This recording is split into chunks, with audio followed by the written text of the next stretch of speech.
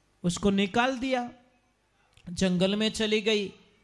अब जंगल में जाके तपस्या कर रही है और रोज ध्रुव जी महाराज को सत्संग में ले जा रही है, ऋषि मुनियों की सत्संग सुना रही है। सुनाते सुनाते एक दिन का वक्त आता है, समय पलटी खाता है, महल नजदीक में ही था। तो उसने पूछा कि माँ मैं कौन और मेरे पिताजी कौन है, ये तो बता दे। तो माँ ने तो बताया नहीं, पर ऋषियों ने बताया कि तुम बहुत बड़े राजकुमार हो, ये राजधानी तुम्हारी है, तुम उनके पुत्र हो। तो उसने बोला जी पुत्र हूं तो पिताजी से मिल तो सकता हूं ना। तो जैसे ही अंदर प्रवेश हुए, वो तो छोटे बालों की क्या लड़ देना, 5 साल की उम्र है। और जैसे ही लेके गए, वो गया, माँ को तो पता ही नहीं था कि ध्रुव वहां महल में चला गया है। जैसे ही अंदर एंटर हुआ तो उनका पिताजी बैठे थे, भगवान की लीला, गोद में खेलने का मन हुआ। तो सुरुचि वहीं खड़ी थी कि ओए टच नहीं करने का, यहां बैठना है ना तो मेरी कोख से जन्म लेना पड़ेगा, जाओ और अपनी माँ को बोलो। माँ के पास में वापस जाता है और माँ को बोला कि वो सेकंड वाली मम्मी ने ऐसे बोला कि मेरी कोख से जन्म लिया। माँ तेरी कोख से जन्म लेने का ये पाप लगा मुझे कि मेरे पिताजी की गोद में नहीं बैठ पा रहा हूं। तो सुनीति ने क्या बोला कि बेटा जाओ ऐसा तप करो कि तुम उसकी गोद में बैठो, संसारिक पिता की गोद में मत बैठो, उस परम पिता परमेश्वर की गोद में जाके बैठो, ऐसा तप करो। बच्चे को शब्द लग गया, लागी वे सो जाने गाफल कहीं लाने भाई, ध्रुव प्रहलाद गोपीचंद लागी नरसी मीरा जाई, है ने सुआ ने ध्रुव प्रहलाद गोपीचंद लागी नरसी मीरा जाई। एक शब्द की लागी ध्रुव जी महाराज को राज छोड़ के चले गए। अब जाके ऐसा नारद जी महाराज मिले उनसे, नारद जी ने 12 अक्षरी मंत्र दिया, ओम नमो भगवते वासुदेवाय मंत्र दे दिया और साधनाएं बता दी कि पहले महीने में क्या करना है। पहले महीने में 3 दिन रोटी की खुराक लेनी है, फिर बाद में आपको खाना छोड़ देना है। सेकंड महीने में 6 दिन फल फ्रूट लेने हैं, फिर बाद में वो भी आपको छोड़ देना है। तीसरे महीने में 9 दिन तक सिर्फ पानी पीना है, फिर बाद में 21 दिन आपको बिना पानी रहना है। और चौथे महीने में आपको सिर्फ हवा पे रहना है, सिर्फ हवा का आहार लेना है, कुछ खान पान नहीं होगा। और 5वें महीने में आप अपने खुद की श्वासों के ऊपर कंट्रोल करना है। और वो ही किया ध्रुव जी ने। पहले महीने के 3 दिनों में उन्होंने भोजन प्रसाद लिया, दूसरे में 6 दिनों में उन्होंने फल फ्रूट का सेवन किया, पत्ते वगैरह वगैरह जो भी खा के, और तीसरे महीने में 9 दिन तक उन्होंने पानी पिया, और चौथे महीने में 12 दिन तक उन्होंने श्वास का उपयोग किया। फिर श्वास के ऊपर धीरे धीरे उन्होंने कंट्रोल करना शुरू कर दिया। एक दिन ऐसा है कि पूरे श्वास को रोक लिया, पूरी ब्रह्मांड की श्वास रुक गई। सारे देवी देवता दौड़ के गए ब्रह्मा जी के पास में, और ब्रह्मा जी को बोला हे ब्रह्मदेव हमारा श्वास घुट रहा है, हम श्वास नहीं ले पा रहे, क्या हो गया। ब्रह्मा जी बोल रहे मैं भी कब से गला पकड़ के घूम रहा हूं, मेरे को क्या हो गया। अरे आपको ही नहीं हुआ, हमारे सबको ही हुआ। तो ध्यान लगाया कि ध्रुव जी ने श्वास को रोक के रखा है, पूरी ब्रह्मांड के श्वास को। अब दौड़ के भगवान के पास में गए और भगवान को बोला प्रभु वो छोटा सा आपका भक्त पूरी दुनिया का श्वास रोक के बैठा है, जाओ और उनको फ्री करो। जब भगवान आए तो 10 मिनट। अब देखो यहाँ पे बहुत ही सुंदर बात लिखी गई है कि भगवान भक्त के दर्शन करने के लिए आए, भगवान को दर्शन देने के लिए नहीं, दर्शन करने के लिए। कौन मेरो भक्त ऐसा है जो पूरे ब्रह्मांड की श्वास रोक के खड़ा है। देखा तो वो एक पैर पे खड़े, एक पैर अपने घुटने पे और दोनों हाथ ऊपर ऐसे बस, और भगवान की छवि अपने दिल में। अब 15 मिनट हो गए, 20 मिनट हो गए, वो तो हिल भी नहीं रहे, आवाज दे रहे तो आगा पाछा भी नहीं हो रहा है। भगवान बोल रहे अरे मैं नारायण, मैं यहाँ पे आया हूँ तेरे पास में, वो तो हिल ही नहीं रहा है। तो भगवान ने उसके दिल से अपनी छवि को निकाल दिया, अपना जो चित्र था वो निकाल दिया। अब ध्रुव जी तड़प रहे, वो कहाँ गए, भगवान कहाँ गए, भगवान कहाँ गए, भगवान कहाँ गए। इसी तड़प में आंखें खुल गई, यहाँ जो था वो सामने खड़ा है बाहर, यहाँ जो था वो सामने खड़ा है, अब क्या हो रहा है, भगवान उसको देख रहे हैं, वो भगवान को देख रहे हैं, भगवान उसको देख रहे हैं, वो भगवान को देख रहे हैं, कुछ बोलचाल नहीं हो रही, कोई वार्ता नहीं हो रही है। सारे देवता बोल रहे हैं ये कैसा भगत है, भगवान बोलिए कैसा भगत है, इतनी देर तो कितनी चीजें मांग लेता, समय बर्बाद कर रहा है। अब देवता बोल रहे हैं हमें तो मौका मिला होता तो बहुत कुछ मांग लेते हम तो, और ध्रुव जी कुछ भी नहीं मांग रहे, ध्रुव जी कुछ नहीं मांग रहे। तो फिर बाद में लास्ट में उसको चेतन में लाए, और वो शंख था यहाँ पे लगाया तो उसको चेतना आई। फिर बाद में बोलना स्टार्ट किया, प्रभु मुझे कुछ नहीं चाहिए, एक तो साधु संतों की संगति दे दो और एक आपकी भक्ति दे दो, मुझे दूसरा कुछ नहीं चाहिए। महाराज अब एक दूसरे को देख के हंस रहे हैं, ध्रुव जी भगवान को देख के हंस रहे हैं, भगवान ध्रुव जी को देख के हंस रहे हैं।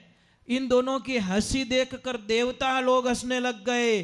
देवताओं की हंसी देखकर कथा सुनाते सुनाते सुखदेव जी महाराज हंस पड़े, सुखदेव जी महाराज हंस पड़े, सामने बैठे परीक्षित जी महाराज हंस पड़े। जब परीक्षित जी के मुंह चेहरे पे हंसी आई तो सारे वहां पे ऋषिगण थे वो सारे हंसने लग गए, सारे पेड़ पौधे हंसने लग गए, सारे नदी नाले हंसने लग गए, सारे प्राणी मात्र हंसने लग गए। ये भगवान ध्रुव जी का कथन आता है। इतना प्रेम, 5 साल की उम्र में भगवान को प्राप्ति कर ली।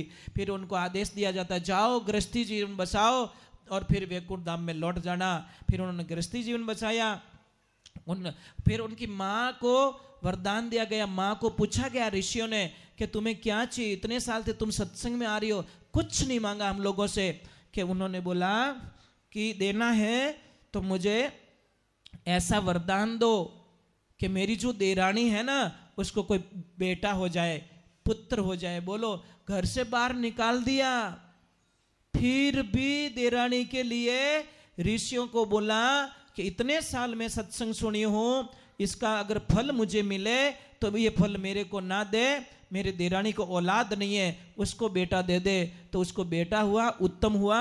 जब ध्रुव जी महाराज वापस आए तो उनके स्वागत में सबसे पहले वो उसकी काकी खड़ी थी, जो काकी नफरत करके बाहर निकाल दी। महाराज इससे सीख क्या मिलती है? क्या सीख मिलती है पता है? जो हमसे नफरत करता है ना वो भगवान से मिला देता है, और जो प्रेम से करता है ना वो हमारा विनाश कर देता है। इसलिए प्रेमी तुम्हारा कभी हो नहीं सकता, प्रेमी तुम्हारा कल्याण नहीं कर सकता, करेगा तो तुम्हारा नफरत करने वाला ही। देखो जयसल धाड़वी को उसकी भाभी ने भगवान से मिला दिया। अगर जयसल धाड़वी को उसकी भाभी ने ताने नहीं मारे होते तो भगवान का भक्त कभी नहीं बनता। वीर तेजा जी महाराज को भाभी ने ताना नहीं मारा होता तो वो वहां नहीं जाते, गायों की रक्षा करते हुए अमर नहीं होते। अरे नरसिंह भगत को पढ़िए, नरसिंह भगत को उनकी भाभी ने ताना नहीं मारा ना होता, क्या को दिन कहीं तंदूरो लेन भीरे खाई कहीं, तो वो शायद भगवान नहीं आते। कहीं कहीं तो भाभीयों ने बहुत अच्छा काम किया है, बहुत बढ़िया। ये अपने शास्त्र में लिखा है कि बड़ा भाई और भाभी का कर्जा कभी जिंदगी में उतारा नहीं जाता साहब। बड़ा भाई होता ना और बड़ो भाई रे गेलो, आ तो गेलो ज रेवे, वे जो कोई दे दे नैन क्यों ने, वो थारे वो थारे वो थारे, लास्ट में टन टन गोपाल, लास्ट में नैन क्या नगटा क्या थो कई करियो है तो जो थन दियो दूजो कहीं है। अब बाबड़ी भाभी घणो ही के थोड़ो घणो राखो टावर यार ठंडा नहीं पड़े वह घणो ही जीव पड़े बिनो पण बिनो कहनो करे कौन। और मोटोड़ी भाभी ने कोई समझ नहीं सके, क्यों कि वो माँ का समान होती, माँ के समान। कौन समझे महाराज इन बातों को?